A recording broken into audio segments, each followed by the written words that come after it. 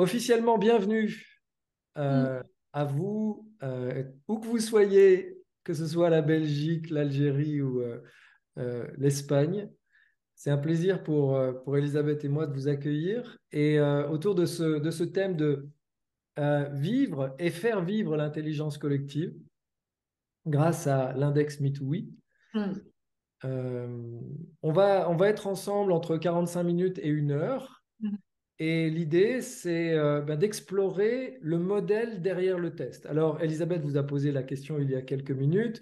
Vous avez tous, si j'ai bien compris, eu la possibilité de passer ce test.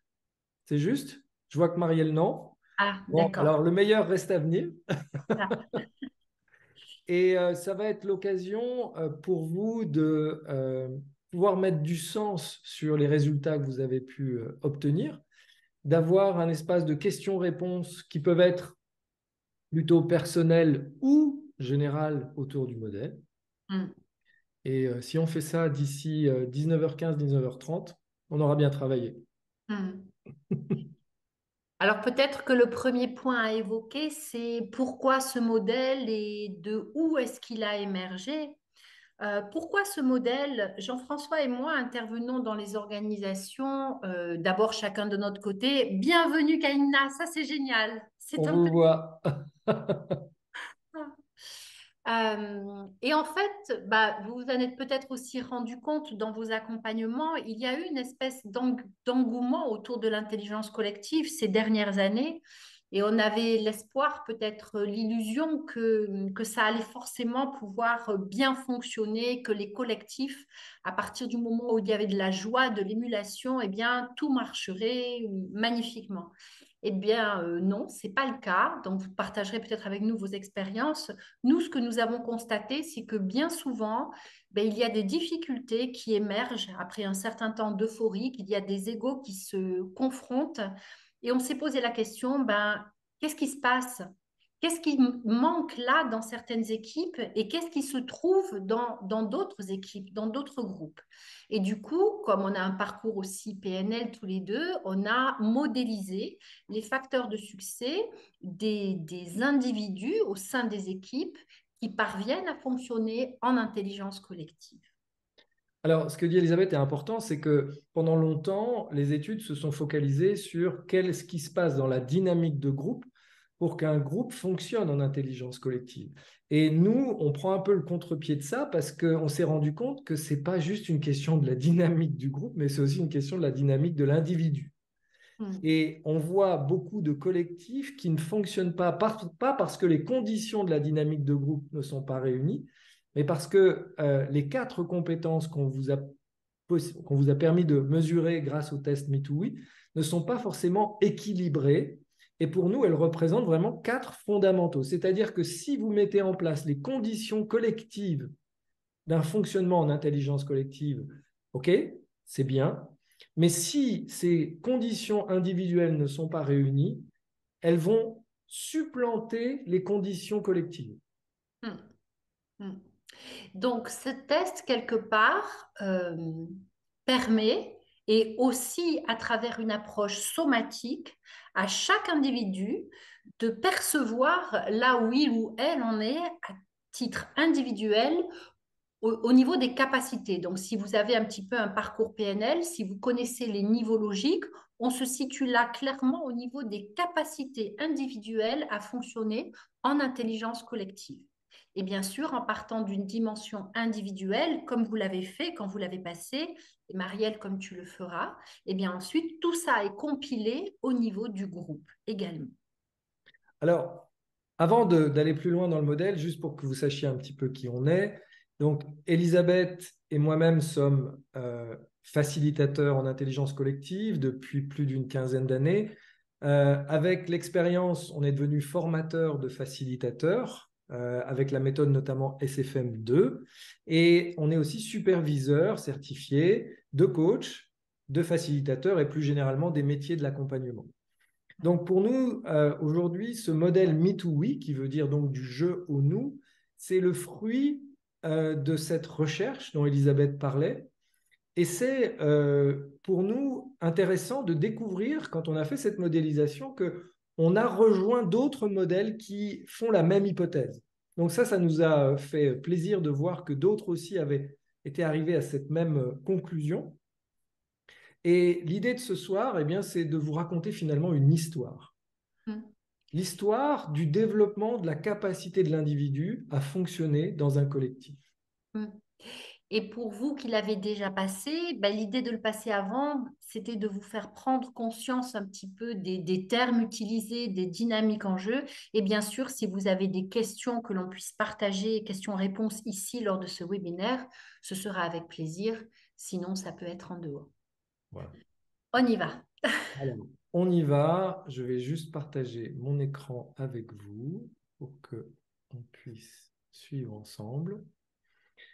Alors, tout d'abord, on va s'intéresser un petit peu à vous. Juste, est-ce que certains d'entre vous sont déjà facilitateurs? Levez la main.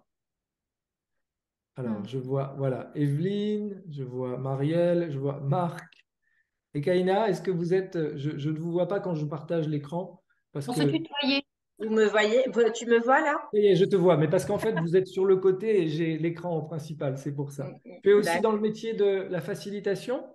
En fait, moi, je suis beaucoup plus dans le métier du marketing et du management, donc travailler en équipe, etc. Malheureusement, donc bon, j'ai quitté, je suis sans boulot actuellement, mais c'est vrai que l'interaction avec l'équipe, etc. est très difficile et c'est ça qui me motive justement à faire la formation parce que je suis une personne très compétente, mais en même temps, il y a quelque chose qui coince avec les autres. Donc, c'est peut-être lié à moi aussi et voilà, j'ai envie de comprendre. Alors, Super. Voilà. suis, pour moi, quand quelqu'un accepte de reconnaître qu'il a une co-responsabilité, ça ne veut pas dire une culpabilité, hein, une Oui. responsabilité partagée, pour moi, c'est déjà un signe très, très positif en soi. Parce que Mm. ça veut dire que tu as déjà conscience que dans un groupe, on n'est pas tout seul et Mm. que nous sommes, en tant que groupe, plus que la somme des parties pris individuellement. Mm. Mais si les parties pris individuellement n'ont pas ces quatre compétences qu'on va vous présenter à l'échelle du groupe, vous voyez que Mm. ça peut être encore plus amplifié. OK, donc on a trois facilitateurs, facilitatrices ce soir. Donc, encore une fois, l'idée pour Elisabeth et moi n'est pas de nous positionner comme des sachants. On voit plutôt ça sous l'angle du Tâche. partage. Hein. Mm. Oui, on a inventé ce modèle. Oui, on a envie de le partager, mais on a aussi envie que ce soit interactif. Donc, si vous avez des questions, si vous avez des partages d'expériences, si vous avez vous aussi envie de contribuer, soyez vraiment les bienvenus. Ça va enrichir tout le monde. Alors, juste un petit rappel comme ça aujourd'hui, avant qu'on démarre. Selon vous, quels sont les facteurs de réussite d'un collectif? Alors, je vous propose d'utiliser le chat. Mm. D'après vous, dans le chat, quels sont les facteurs de réussite d'un collectif? Quels sont ceux que vous connaissez déjà? Qu'est-ce qu'il faut pour qu'un collectif fonctionne bien et qu'il soit efficient, efficace? Allez-y, qu'est-ce que vous pouvez partager avec nous? Vous pouvez aussi le prendre en contre-exemple, hein, c'est-à-dire si vous ne pensez qu'à des expériences difficiles, justement, qu'est-ce qui vous manquait dans ce collectif en termes de valeurs, en termes de comportement, de compétences? Ça peut toucher à plusieurs choses.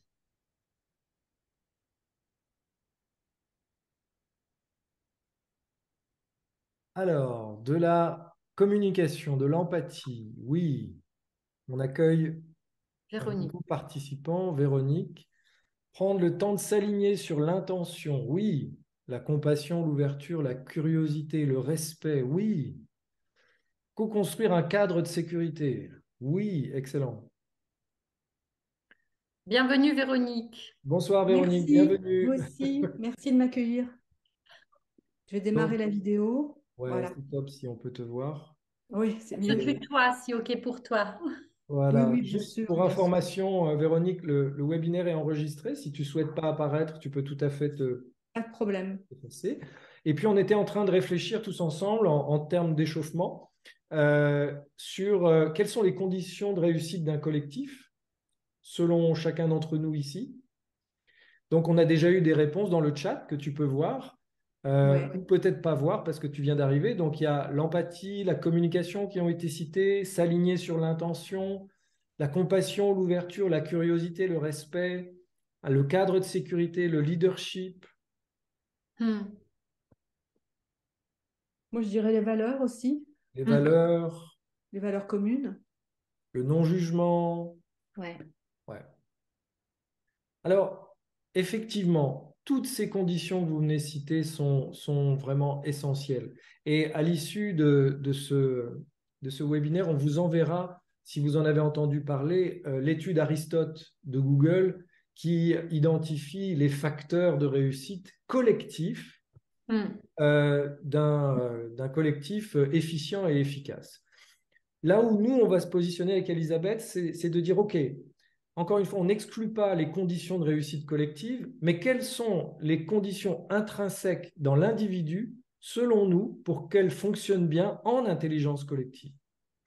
Et vas-y, Elisabeth. Non, je disais, et là, vous en avez déjà posé hein, de conditions qui partent de l'individu lui-même. La capacité à faire preuve de compassion, de curiosité, de respect, ce sont déjà des capacités individuelles qu'on offre quelque part ou qu'on assume dans le collectif. Alors, j'aime beaucoup ce que tu as écrit, Evelyne, volonté de se remettre en question et de travailler sur soi. Ça, pour nous, c'est vraiment l'essentiel dans cette perspective individuelle. Je ne sais pas si vous en avez l'expérience, mais vraiment le collectif nous fait vraiment travailler sur nous individuellement. Déjà, la vie est un miroir qui nous fait travailler sur nous. Si vous êtes en couple, ça vous fait travailler sur nous encore plus fort. Mais alors, quand on est dans un collectif, tout s'amplifie chez nous, le meilleur comme le pire. Hmm. C'est-à-dire qu'il y a des gens dans un collectif qui vont développer à la fois les meilleures parties d'eux-mêmes, quand ça se passe bien, et qui vont développer les parties les plus sombres d'elles-mêmes aussi quand ça se passe pas bien ou qu'elles sont sous stress et que les tensions arrivent et que leurs réflexes de survie se mettent en place. Donc, le collectif est un miroir et si on sait le prendre sous l'angle de se remettre en question et travailler sur soi, eh ben, ça veut dire qu'on s'est déjà donné du sens à ce que nous renvoie le collectif. C'est plus facile à traverser que quand on se dit c'est vraiment des cons et ils m'emmerdent. Hein, excusez-moi pour l'expression, mais on entend parfois ce regard où c'est les autres le problème et on n'a pas du tout de rôle à jouer dans ce qui pose problème. Alors, on va passer à travers les 4 compétences hein, de MeTooWe, mais ce que vient de dire Jean-François, c'est très important parce que forcément, on s'en sert comme profil d'équipe d'accompagnement, comme profil individuel et d'équipe. Et ce que vient de dire Jean-François, non, mais ça vient de eux, ça vient pas de moi, c'est quelque chose qu'on a déjà entendu, que certains des facilitateurs ont déjà entendu, et forcément, ça donne déjà un indicateur très clair de ce qui peut se passer pour tel individu dans cette équipe et donc qui pénalise le collectif. Donc, ça va vraiment nécessiter d'accompagner la capacité individuelle. Alors, l'index MeTooWe, pour nous centrer maintenant sur notre objet, c'est un objet qui mesure, un test qui mesure la capacité d'un individu à contribuer à l'intelligence collective d'un système donné. Donc, ce qui nous semble important par rapport à ceux qui ont passé le test, est-ce que, Véronique, tu as pu le passer toi aussi? Non, en fait, j'ai pas réussi à entrer dans le système. Ah, D'accord. ok. On Ben, tu nous montrera diras, après. on regardera ensemble après. Ouais, ouais, ouais. Donc, ce test vous permet d'identifier ce que nous, on a appelé un niveau de maturité individuelle. Pour nous, on voit hein, vraiment ce que Elisabeth décrivait tout à l'heure. Il y a un regard sur l'intelligence collective qui est très immature et qui correspond à 2 expériences assez classiques. C'est « Oh, génial, il y a des post-it, donc on fait de l'intelligence collective. » Et le raccourci est parfois un peu raccourci. Et le deuxième, c'est « Oh, génial, on s'entend bien, tout va bien, On s'éclate. on s'éclate, on s'aime, donc on fait de l'intelligence collective. » Hmm. Pour moi, la vraie intelligence collective, elles arrivent quand justement cette phase que nous, on appelle, Elisabeth et moi, de résonance, va commencer à laisser place à des phases plus de synergie, voire de confrontation, voire de, comment dire, de points de vue différents, c'est là que l'intelligence collective aussi existe pour laisser place à quelque chose d'émergent. Mais si on confond l'intelligence collective avec juste quand ça va bien, que ça résonne, qu'on s'aime, qu'on s'entend bien, et que c'est ce que j'appelle moi la lune de miel d'un collectif, ça n'est pas de l'intelligence collective. C'est juste une phase de l'intelligence collective, ce n'est pas l'intelligence collective en entier. Il y a un autre point qui est fondamental, c'est que de ces 4 phases que l'on va évoquer, dépendance, contre-dépendance, indépendance et interdépendance, quelque part, aucune n'est parfaite. On va voir quel rôle elles ont pour chacune. Chacune est directement liée à un contexte précis. C'est pour ça que l'on dit, quand vous passez le test, pensez vraiment à un groupe et une situation donnée, parce que les réponses que vous allez apporter ne seront pas les mêmes dans un autre contexte. Et chacune a vraiment une dimension porteuse, bénéfique, et une dimension plus limitante, pénalisante. Donc déjà, c'est aussi sortir de l'utopie qu'il y a quelque chose de parfait en soi quelque part. J'en parlais l'autre jour avec Elisabeth, je ne sais pas vous, mais moi, quand je retourne chez mes parents, je suis le petit dernier. Et je reste à 50 ans le petit dernier de la famille. Et mes parents continuent de me voir comme le petit dernier, comme ma grande sœur qui a 10 ans de plus que moi, comme mon grand frère, alors que dans ma vie, je ne suis pas ce petit dernier. Et donc, l'environnement dans lequel on se trouve conditionne aussi nos comportements. Donc, c'est pour ça qu'il faut être le plus spécifique quand on passe ce test pour vraiment répondre aux questions en lien avec ce contexte spécifique. On ne voudrait surtout pas généraliser.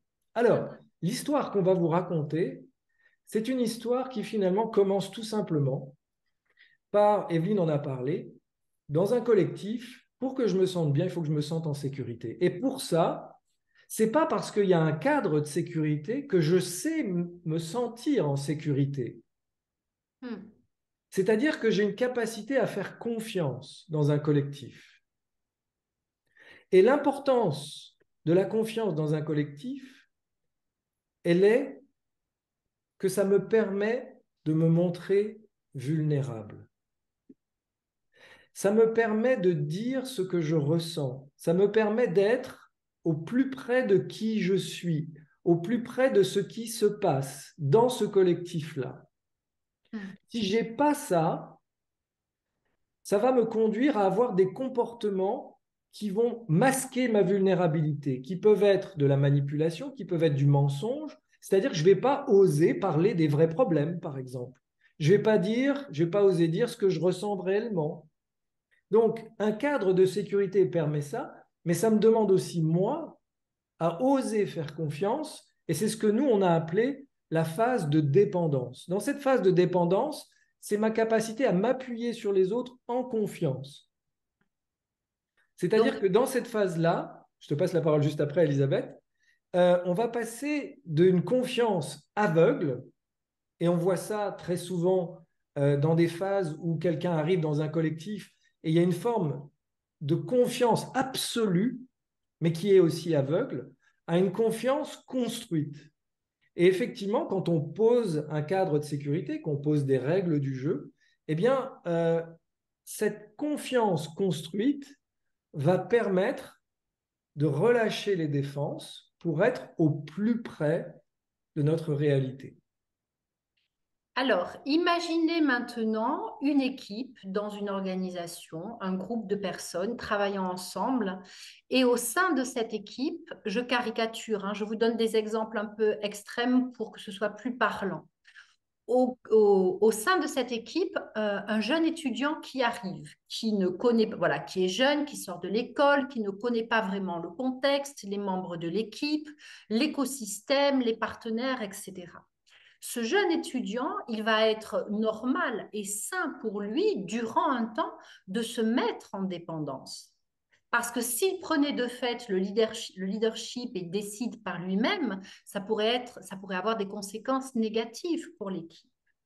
Par contre, au bout d'un certain temps, un certain nombre de mois, voire d'années, ce même étudiant ou un autre membre de l'équipe qui auraient ce temps passé avec, qui se mettraient toujours dans cette situation de dépendance, là, quelque part, ça pourrait devenir un poids mort quelque part pour l'équipe. Qu'est-ce qui se passe pour qu'une telle personne ne prenne pas d'initiative, n'assume pas ses responsabilités, etc., etc.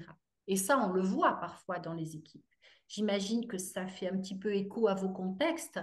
En tout cas, si ça vous paraît vraiment bizarre, dites-nous-le, hein. Donc, d'un côté, la phase de dépendance, si je suis nouvelle dans un contexte, est normale. De l'autre côté, au bout d'un certain temps, j'ai une fonction à assumer. Si je ne l'assume pas, là, il y a de quoi s'interroger. Il y a quelque chose qui est bloquant dans la dynamique. Alors, Elisabeth et moi avons une pédagogie qui utilise l'intelligence du corps et on va prendre un petit moment sur le côté dépendance pour explorer la capacité de chacun d'entre nous à être en confiance, à se reposer sur les autres. Et ce que je vous propose, c'est de lâcher vos claviers, de lâcher vos écrans quelques instants et juste de vous mettre dans cette posture-là et de sentir, d'imaginer que le collectif auquel vous avez pensé pour passer le test et de ressentir à quel point vous pouvez vous mettre dans cette, entre guillemets, hein, c'est une métaphore, c'est une image, à quel point vous pouvez vraiment vous poser dans ce collectif de cette manière-là.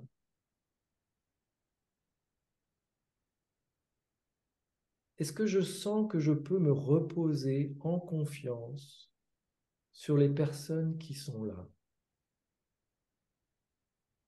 C'est très subtil, hein. Prenez peut-être deux exemples différents. Un collectif où vous vous sentez vraiment très, très bien et un autre où c'est pas ça. Et essayez de percevoir dans votre corps, dans votre tension, la différence subtile qui peut se produire. Il y a une vraie différence entre vouloir faire confiance et faire confiance. Et cette différence, c'est dans la respiration que ça se passe. Est-ce que ça respire? Ou est-ce que je suis toujours verrouillé dans ma respiration parce que j'ai peur? J'ai peur de me montrer tel que je suis. J'ai peur de dire ce que je pense. J'ai peur d'exprimer mes opinions. Ou est-ce qu'au contraire, et je vous invite à prendre une grande inspiration et à soupirer. Et à vous laisser encore plus entrer dans cette attitude de je me laisse porter. Et sentez ce qui est là, tel que c'est. Ça peut être, oh, qu'est-ce que ça fait du bien. Ça peut être, c'est vraiment pas comme ça que ça se passe pour moi. Voilà, et sentir, quoi qu'il se passe, quel que soit le sentiment, les idées, les pensées qui vous traversent, dans ce contexte collectif, à quel point je me sens capable de ça. Voilà. Alors bien sûr, quand on est en présence deux par deux, il y a d'autres exercices qui amènent à ça, hein. Mais l'idée de base est toujours la même. Si on écoute notre corps, il y a un indicateur subtil de déconstruction d'une croyance. Ce que je peux penser dans ma tête, oui, c'est génial, j'ai totalement confiance, eh bien, ça ne se passe pas comme ça dans le corps spontanément. Ça donne une autre piste de prise de conscience. Très souvent, quand Elisabeth et moi, on fait faire cet exercice à deux, on voit vraiment comment le corps veut, comment la tête veut faire confiance, et comment le corps ne le fait pas. Et à quel point c'est vraiment, c'est plus qu'une envie, c'est pas quelque chose de vécu. Alors, une fois qu'on a pu être vulnérable, qu'on a pu dire ce qu'on a à dire, qu'on a pu dire ce qu'on pense dans ce collectif, on va pouvoir rentrer dans une étape où on va pouvoir poser les vrais problèmes. On va pouvoir parler de ce qui se passe et qui pose problème, qui est difficile. Et là, on va rentrer dans une phase de contre-dépendance où, justement, grâce à cette liberté de parole, parce que la confiance est là, on va pouvoir ensemble être de plus en plus au cœur des vraies problématiques de la dynamique du groupe. Donc, si je reprends l'exemple de tout à l'heure, imaginez ce jeune étudiant qui arrive, ou cette jeune étudiante, hein, qui arrive dans une équipe et qui, de fait, s'oppose pour X raisons aux décisions qui sont prises. Qui ne connaît pas le contexte, qui ne connaît pas les partenaires, qui ne connaît pas les circonstances et qui a peut-être une dimension avec un ego assez appuyé.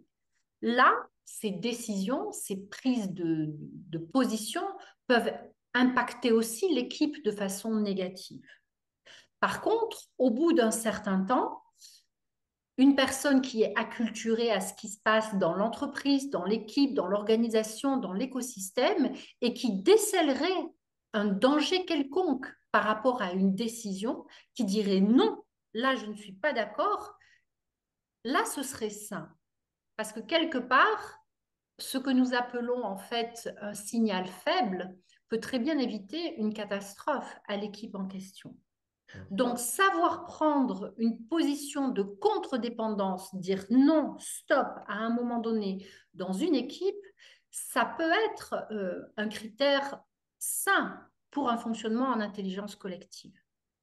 Juste pour mémoire, je vous rappelle que la navette Challenger a explosé parce qu'une personne n'a pas osé dire « Attendez, les joints des fusées de chaque côté de la navette ont été conçus dans un département du nord des États-Unis avec très froid, et la navette va décoller en Floride, dans un pays très humide et très chaud. Et la personne en avait connaissance, mais elle n'a pas osé dire non, dire stop, il faut qu'on revoie ces joints qui ne sont pas du tout étanches. Donc, l'enjeu de la contre-dépendance, c'est la capacité à dire « attendez », à dire « stop » et à dire « non ». Donc, encore une fois, ça, on pourrait, si on avait plus de temps, le faire physiquement.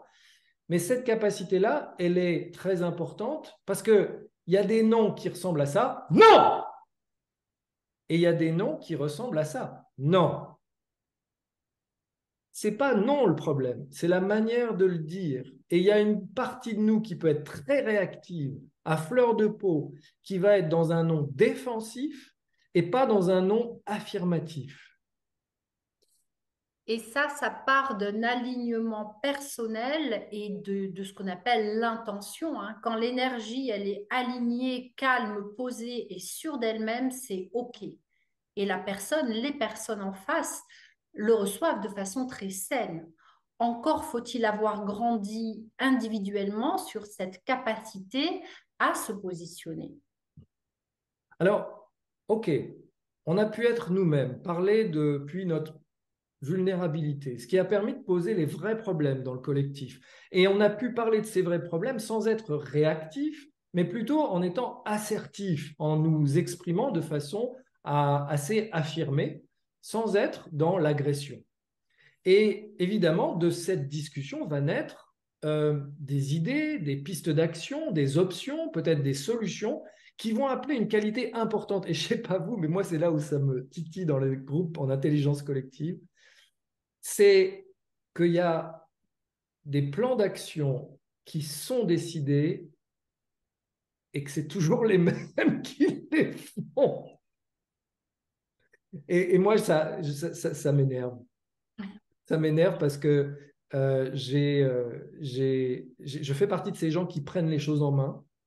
J'ai une petite tendance dans mon ADN à être un sauveur et à prendre les choses en main. Mais là, on va faire appel à une compétence très importante, c'est que si on a parlé de ce qui ne va pas, s'il y a des plans d'action, il va falloir assumer que ce que je dis que je vais faire, je vais le faire.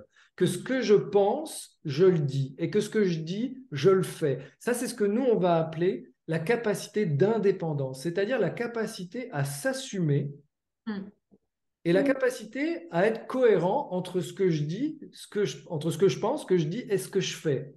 Et ces gens qui, dans un collectif, disent « oui, oui, je vais le faire » et ne le font pas, et qu'on va voir et qui vous disent « oui, oui, je vais le faire » et continuent de ne pas le faire, Ça fait partie chez moi les anglo-saxons disent des triggers, des gâchettes, des situations gâchettes qui me font démarrer parce que justement là, il y a un manque d'indépendance. Alors, indépendance ne veut pas dire électron libre, hein. Jean-François l'a évoqué. Il y a une coordination, il y a une concertation, il y a des décisions qui sont prises. Et puis voilà, chacun va sur son chemin et assumer ce qu'il ou elle a assumé et les résultats doivent être atteints. Si je reviens à mon exemple tout à l'heure de jeunes personnes qui arrivent toutes neuves au sein d'une équipe, qui ne connaît pas le contexte, l'environnement, etc., faire preuve d'indépendance sans avoir cette connaissance de l'écosystème, ça peut facilement être un petit peu suicidaire. Surtout si on a un tempérament un petit peu, voilà, on veut faire ses preuves, on veut affirmer son ego, on ne va pas faire de retour, etc., etc. Parfois, il y a des conséquences qui sont un peu négatives. Mais si dans un même contexte, au bout d'un certain temps, la concertation est rituelle, on sait qu'on va revenir au bout d'un mois, qu'on va rendre des comptes, c'est pas vérifié, c'est valider qu'on est tous en synergie, qu'on avance dans la même direction, c'est aussi pouvoir demander de l'aide, etc., etc. Dans ce cas-là, eh bien, chacun assume ce qu'il ou elle a assumé et les résultats sont atteints. Et c'est là aussi où, au sein des équipes, on a la capacité de mener des projets d'envergure et des projets, et voire plusieurs projets et de se soutenir les uns les autres. Et de se soutenir. Et justement, OK, on a parlé depuis notre espace de vulnérabilité, on a parlé des vrais problèmes de façon assertive, affirmée. Il y a des idées qui ont émergé, des plans d'action qui en sont sortis. Et la quatrième étape, c'est cette étape où des gens dans le collectif vont décider de faire autrement que ce qui a été décidé au sein du collectif. C'est-à-dire qu'on va avoir pour le coup des électrons libres, des gens qui vont oublier que les actions qu'ils vont mener et qu'ils vont mener en dehors de ce qui a été décidé vont avoir des conséquences sur l'ensemble du collectif, c'est-à-dire des gens qui vont prendre en compte ce que nous, enfin le moi, et qui vont rester dans le moi et pas dans le nous. Pourquoi? Parce qu'un des enjeux du nous et la difficulté du nous, c'est qu'une partie du moi doit mourir d'une certaine manière, ce que j'appelle l'ego, doit mourir pour servir le nous. Mais pourquoi l'ego mourrait-il? Parce que le nous va le servir encore plus. Ce qu'il n'arrive pas à faire lui-même, il va réaliser grâce au nous ce qui va servir l'ego au fond. Et la difficulté qu'on voit dans certains collectifs, c'est des gens qui sont tellement au contraire indépendants, et je ne sais pas si vous avez remarqué, mais beaucoup de gens aujourd'hui confondent l'indépendance et l'autonomie. Je ne suis pas autonome quand je suis indépendant. Je suis indépendant. L'autonomie, c'est la capacité à travailler en collectif et à tenir compte d'un ensemble. L'indépendance, c'est la capacité à être responsable et à s'assumer. Et on voit bien à l'échelle des pays aujourd'hui combien on a des pays indépendants, même si ça s'appelle des fédérations des fois, même si ça s'appelle des communautés européennes, mais pas des pays qui fonctionnent avec une vision que nous, on va appeler interdépendante. Dit avec des chiffres peut-être, hein, on est vraiment là dans une démarche d'intelligence collective qui ressemble à 1 plus 1 égale 3. Mais pour que 1 plus 1 égale 3, c'est que le 1 existe et est solide. Et c'est là, comme le disait Jean-François, que quand on atteint ce 3, il y a des choses qui vont retomber sur le 1 et le faire grandir. C'est vraiment un cercle vertueux du 1 qui alimente le 3. On a peut-être l'impression de s'oublier à un moment donné, mais en fait, on passe à un niveau supérieur, on se développe, on prend conscience de certaines capacités à développer. Ça peut être un petit peu inconfortable pendant un certain temps, pas tout le temps, hein, mais c'est aussi une réalité. Et ensuite, on grandit. Mais pour grandir, il faut avoir eu des prises de conscience, traverser des choses moins confortables, etc. Alors voilà, on arrive à cette phase où on vous a présenté globalement le modèle. Donc le modèle, il est simple, hein. Dépendance, capacité à faire confiance, capacité à oser être en contact avec sa vulnérabilité, à être authentique. contre-dépendance, capacité à poser les vrais problèmes, à dire attendez, stop, non, dans un collectif. Ensuite, indépendance, capacité à s'assumer, à se responsabiliser au service du projet collectif, capacité à lâcher son ego pour servir quelque chose de plus grand que soi dans l'interdépendance en tenant compte du plus grand nombre de parties prenantes dans le projet.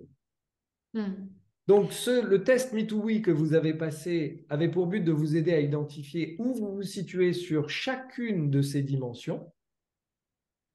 Et ce qu'on vous propose, Elisabeth et moi, c'est d'ouvrir l'espace, si vous le souhaitez, soit sur des questions autour du modèle de façon générale, soit sur des questions que vous avez par rapport à vos résultats, et que ça puisse peut-être vous éclairer, encore une fois.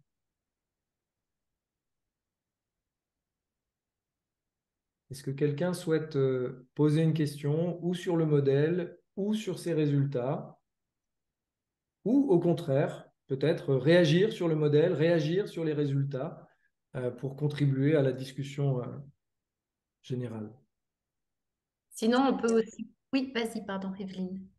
Non, mais voilà, je suis en pleine interrogation sur justement toutes les clés qui contribuent au fonctionnement de collectif parce que j'en accompagne beaucoup et j'ai fonctionné moi-même dans deux où il y a eu prise de pouvoir et beaucoup de souffrance, etc., que je me dis, mais comment est-ce que ça marche? Est-ce que je peux vivre une expérience où ça fonctionne? Donc voilà, je suis en plein en train de... Et je suis convaincue que tout ce qui est... Enfin voilà, c'est ça que j'ai tout de suite été interpellée par l'outil parce que je suis convaincue que c'est la place, le jeu entre le moi et le nous qui est important. Euh, c'est des outils que vous apportez plutôt en début ou au lancement ou aussi bien quand justement il y a souffrance et que pour mettre le doigt dessus ou comment est-ce que vous l'abordez Il peut y avoir plusieurs cas de figure hein, en fonction du contexte de l'intervention, de la demande. Par exemple, la dernière que j'ai pu faire il y a quelques semaines, c'est sur une équipe qui en apparence font une équipe de support transversal qui fonctionne très bien entre elles. Je veux dire, il y a de l'entente, etc., etc. Pour autant, une équipe, on va dire en surchauffe, dont une des personnes frôle le burn-out. Et ce qui a émergé, donc voilà, j'ai proposé en amont de passer le test Me2We, ils l'ont fait. Donc, une journée d'accompagnement, j'avais coaché le dirigeant en amont. Euh, et dans cette journée d'accompagnement, passer par le corps et par des expérimentations de ces postures. Et ce qui a émergé immédiatement, c'est que pratiquement tous, mais surtout la personne concernée, n'avait pas la capacité à dire non. Donc la contre-dépendance n'y était pas. Et en fait, c'est de la systémie, c'est-à-dire que la prise de conscience a été faite de façon légère et somatique. Voilà, ça apporte un peu de légèreté, heureusement, hein, au milieu de ça. Et le transfert, c'est-à-dire qu'est-ce qui se passe dans notre environnement au niveau des services autour, etc., etc., elle a émergé toute seule. Pour une des personnes que nous avons formées et qui l'utilise, on l'a vu en supervision, il y a eu tellement de changements et tellement, enfin, de choses qui n'ont pas été respectées dans ce qui avait été dit, que le manque de confiance était évident à sauter aux yeux. Donc, c'était le critère de dépendance qui était très faible. Je ne souhaite pas me mettre en dépendance parce que je n'ai plus confiance. Donc voilà, là, c'était plutôt dans un accompagnement d'équipe, après plusieurs séances, après plusieurs mois. Donc, moi, je dirais ça dépend du contexte et de la demande et de la maturité de l'équipe que tu accompagnes, parce que tu peux avoir une équipe qui l'accepte très vite, et puis tu peux avoir une équipe qui a plus peur, avec laquelle tu vas avoir besoin de créer la relation, la confiance, etc. Et puis, il y a d'autres outils. La Me2We se place au niveau des capacités individuelles. Il y a d'autres outils qui vont travailler d'abord sur la vision, par exemple. Donc, voilà, Jean-François, je ne sais pas ce... Oui, moi je l'utilise, enfin on l'utilise beaucoup en diagnostic.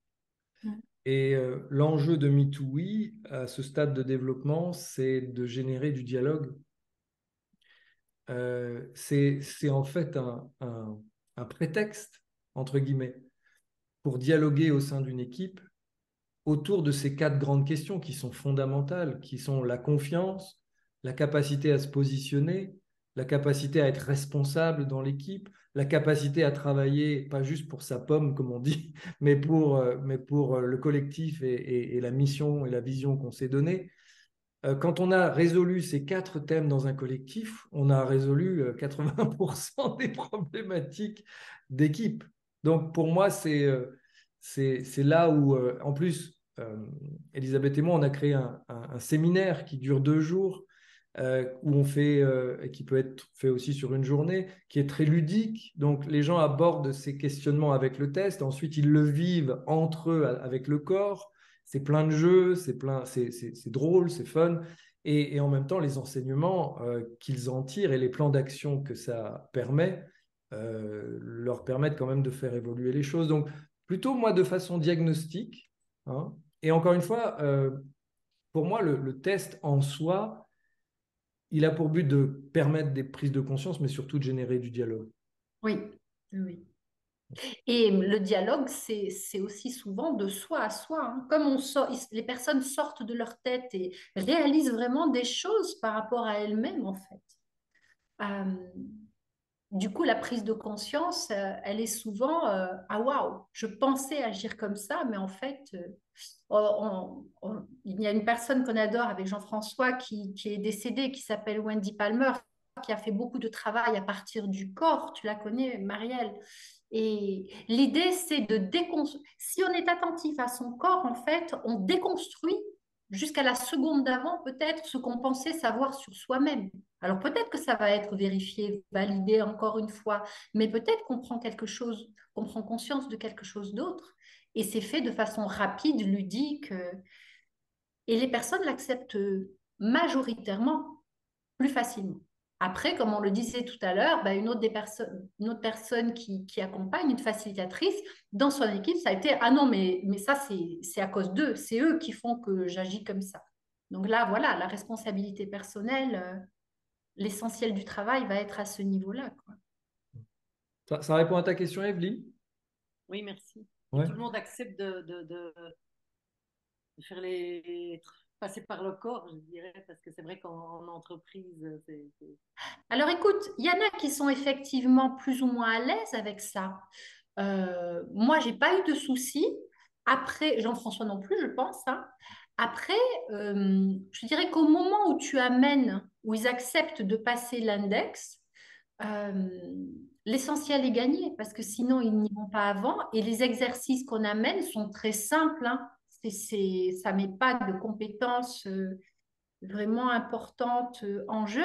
D'après une des dernières expériences, là où il faut faire attention, c'est si on a une personne en situation de handicap, quel qu'il soit, et parfois il y a des handicaps non visibles. Donc effectivement, il y a une prévention à avoir. Mais une fois que ça c'est cadré, balisé, et dans tous nos séminaires, en fait, on invite les personnes à se mettre en mouvement, à faire attention au corps. Dès que l'invitation est faite, les choses ont déjà changé. Et oui, il y a des personnes qui vont pas trop bouger, pas trop oser. Mais c'est OK. Si tu n'insistes pas, les choses se passent bien. Si tu le verbalises, moi, ce que je dis, c'est si ça vous dit, si, voilà. Et si vous ne voulez pas, ben, vous venez avec moi, vous observez. C'est peut-être C'est dommage. c'est vraiment important. Moi, tu parlais tout à l'heure, Evelyne, du cadre de sécurité. Dans les règles du jeu que je pose en collectif, c'est la liberté. Mm. Liberté de participer un peu, beaucoup, passionnément à la folie, pas du tout. Donc, les gens, dans la mesure où ils ont cette liberté, euh, paradoxalement, hein, c'est vraiment un paradoxe, c'est plus ils se sentent libres, plus ils font les choses. Et c'est vraiment intéressant. Et donc, dans la mesure où ils ont le droit de dire non et où vraiment, en tant que facilitateur, mais je suis vraiment à l'aise avec quelqu'un qui me dit non, je n'ai pas envie de le faire. J'ai aucune attache. Et C'est donc, ils ça. sentent vraiment que c'est congruent et que si à un moment donné, ils changent d'avis, c'est permis. S'ils ont envie d'aller jusqu'à un certain point, c'est permis. Donc, ça Mm. aide aussi en cadre de sécurité à être à l'aise avec ça. En fait, ce qu'on dit, hein, et on le vérifie bien souvent, c'est que la limite d'un groupe, c'est la limite du facilitateur. Et bien sûr, hein, moi, la première fois que j'ai proposé un exercice, j'ai une espèce de stress qui est monté là instantanément. Je me dis, mais t'es complètement folle, tu as perdu un client, quoi. Mais voilà, comment je le gère moi et comment ça se passe après. Ouais. J'ai une question, si vous permettez. Hmm. Oui, alors vous aviez cité l'exemple du jeune donc qui allait, enfin, dont le boulot allait, c'est ses débuts, donc il allait se comporter justement par les différentes étapes, donc dépendance, etc. Qu'en est-il d'une personne qui a déjà de l'expérience et qui rentre nouveau dans une nouvelle structure où il doit justement être responsable de beaucoup de choses, il doit délivrer? Quelle serait l'attitude? Et donc, est-ce que la dépendance prendrait moins de temps qu'une personne débutante, ou alors on pourrait peut-être éviter cette étape-là, ou alors carrément la zapper et rentrer directement en indépendance, c'est-à-dire sauter un peu les étapes? Je ne sais pas, c'est une question que... Alors, pour moi, il y a différents niveaux de dépendance. Il y a la dépendance liée à la compétence métier. Donc, si cette personne, elle a déjà de l'expérience d'avant, elle va aller plus vite sur la phase de dépendance parce qu'elle a déjà des compétences, elle a déjà de l'expérience. Mais il y a la phase de dépendance face à l'organisation.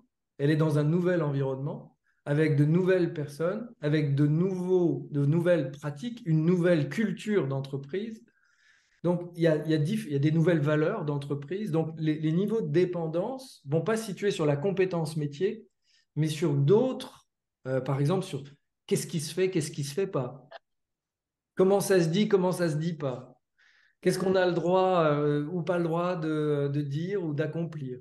Donc, pour moi, bien sûr qu'au niveau compétence, il est déjà prêt. Et c'est parfois ce qui crée un problème, c'est que lui, il pense qu'il est déjà prêt, qu'il va pouvoir y aller tout de suite. Or, il y a des habitudes dont il ne tient pas compte, des valeurs, des processus, des rôles, des règles sur Mm. lesquelles il est encore dépendant. Mm. Donc, quelque part, c'est la réponse à ta question, hein. Ça mettra un petit peu moins de temps, normalement. Elle devrait être un petit peu plus courte, mais enfin, il est quasi impossible qu'elle n'existe pas de façon saine, quoi. Oui. Et c'est là Merci. où c'est important de poser les attentes mutuelles, parce que je ne sais pas vous, mais si vous voyez les nouvelles générations arriver, eux, ils veulent être indépendants tout de suite. Et ils sont déjà prêts, eux. Ils arrivent, ils sont déjà prêts, ils veulent être déjà directeurs avant le directeur, ils veulent prendre la place de leur manager avant.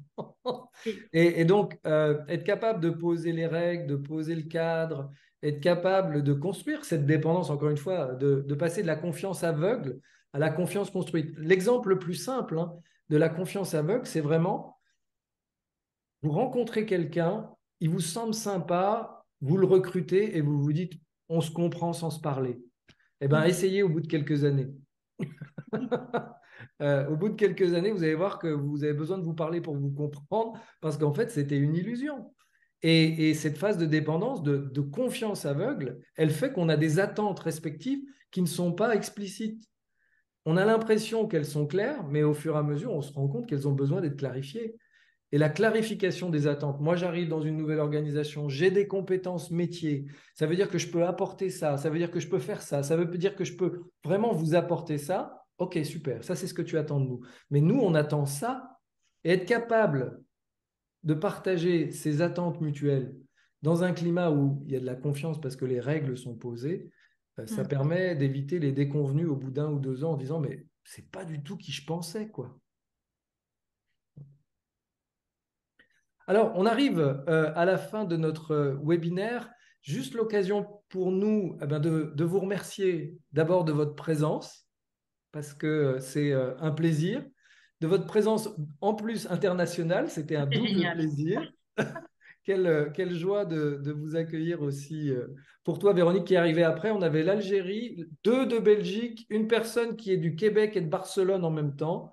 Et donc, Étoile. ça donnait une dimension internationale. Et puis, dernière chose qu'on a envie de partager avec vous, Elisabeth et moi, on organise une formation, c'est-à-dire ce séminaire qu'on donne en entreprise autour du modèle de MeTooWe, en fait, on forme des gens à utiliser ce séminaire tout fait avec le test, puisque de toute façon, le test, il est gratuit. Voilà. Et ça a lieu, si ça vous intéresse, les 12 et 13 mars prochains à Paris. Alors, je sais que vous êtes loin, mais si un jour vous en avez l'envie, ou si vous voulez organiser ça, je ne sais pas moi, à Barcelone, ou à Liège, ou à Bruxelles, ou en Algérie, avec plaisir. Ce sera l'occasion, en tout cas, de vivre ce séminaire pour pouvoir le donner ensuite à vos clients. Et si ça, ce n'est pas possible et que vous voulez l'utiliser et que vous ne vous sentez pas assez à l'aise avec l'articulation des dimensions, on propose aussi des séances, bien sûr, de tutorat par rapport à ça, de supervision par rapport à l'utilisation de l'outil. Voilà. Et si vous êtes à l'aise, eh bien, vous y avez accès autant que vous voulez.